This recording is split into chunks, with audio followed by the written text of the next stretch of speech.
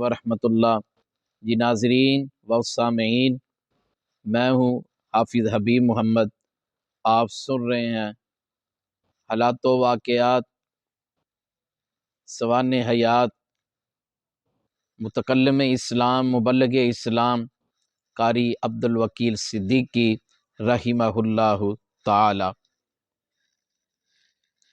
تو آپ کشیدہ قامت، گورا سرخی مائل رنگ، خوبصورت نقش و نگار، چہرے پر متانت کے آثار، آنکھوں پر نظر کی اینک، سر پر عربوں کا رومال۔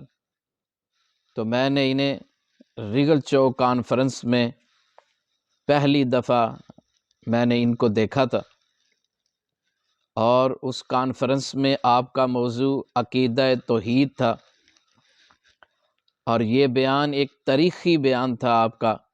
پوری کانفرنس میں آپ کا یہ بیان ایک تاریخی بیان تھا، اور آپ کے بیان کے دوران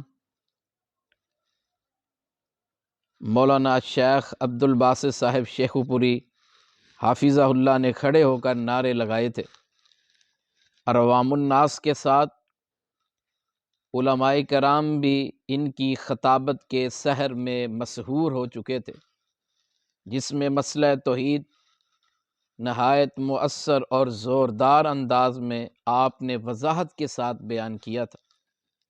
ان کا الفاظ کا انتخاب اور آپ کا بولنے کا اسلوب سامعین کو اپنی پوری گرفت میں لے چکا تھا۔ مولانا ایک سکہ عالم تھے۔ آپ اب بات کرتے ہیں قاری صاحب کے اصل وطن کے بارے میں۔ تو قاری صاحب دراصل موجودہ صوبہ خیبر پختونخوا، جسے پہلے صوبہ سرحد کہتے تھے، اس کا ایک علاقہ ہزارہ ہے۔ ہزارہ کے مشہور شہر ہری پور کے آپ رہنے والے تھے۔ تو قاری صاحب 1955 کو پیدا ہوئے۔ ابتدائی تعلیم آپ نے گھر میں حاصل کی۔ ذہن تیز تھا اور صاف تھا، جو کچھ پڑھتے حافظے کے خزانے میں محفوظ ہو جاتا۔ پھر ایک وقت آیا کہ مزید حصول علم کا شوق انہیں گوجرانوالا لے گیا۔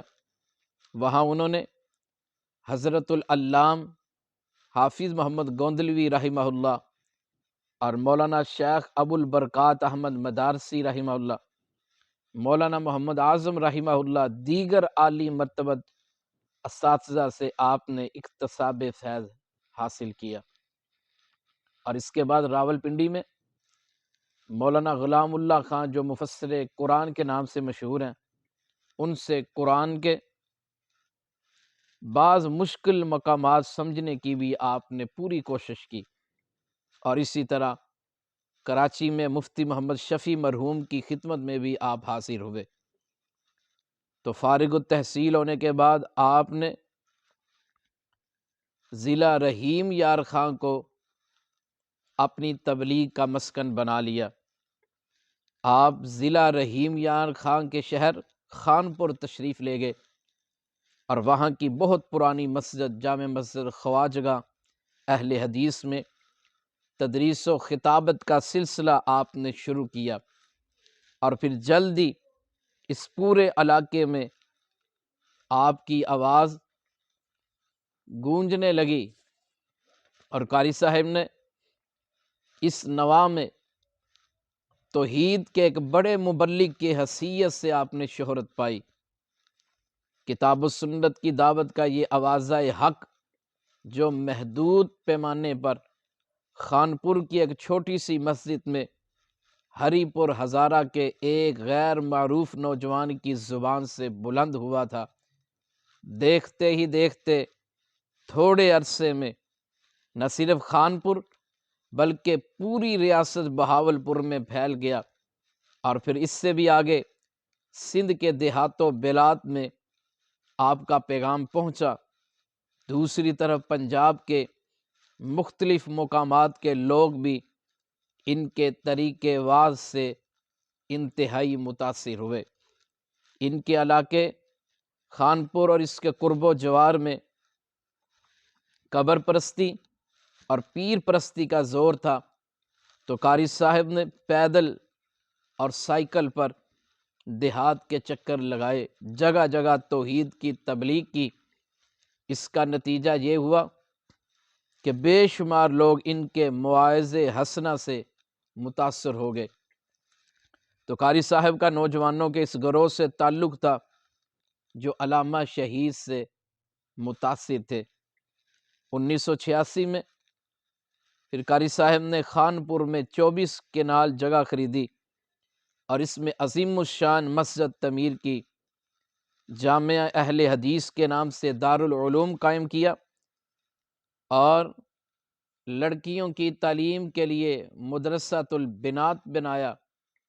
مختلف موضوعات کی کتابوں پر مشتمل آپ نے پھر لائبریری قائم کی، اور اس طرح یہ ایک بڑا دینی مرکز بن گیا جو متعدد اداروں پر محیط ہے۔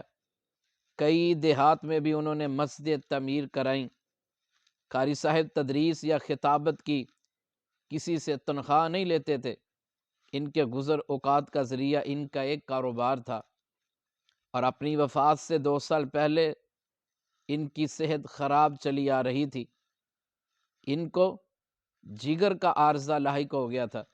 ڈاکٹروں نے ان کو جگر کی پیوند کاری کا مشورہ دیا، لیکن ان کی طبیعت بگڑتی چلی گئی۔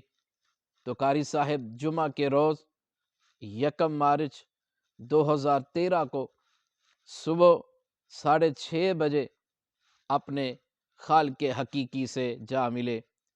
ان کی میت ان کے آبائی وطن ہری پور ہزارہ پہنچائی گئی۔ ان کی پہلی نماز جنازہ فضیلت الشیخ مولانا ارشاد الحق عصری حافظہ اللہ صاحب نے پڑھائی۔ جہاں پیدا ہوئے تھے وہیں دفن کیے گئے۔ ان کی زندگی کا خمیر ہری پور ہزارہ سے اٹھا تھا، اور تدفین بھی آبائی علاقے کی سرزمین میں ہوئی، اور اس طرح یہ خاک وہی پہنچی جہاں کا خمیر تھا۔ ان کے 2 بیٹے ہیں، ایک کا نام حافظ عامر صدیقی ہیں، وہ یوتھ فورس کے ایک اعلیٰ عہدے پر بھی براجمان ہے۔ دعا ہے کہ اللہ پاک ان کو قاری صاحب کا صحیح خلف الرشید بنائے۔ اللہم اغفر لہ وارحمہ وعافہ واعف عنہ واکرم نزلہ ووسع مدخلہ واغسلہ بالماء والثلج والبرد۔ اللہم اغفر لآبائنا ولأمہاتنا ولمشائخنا ولأساتذنا۔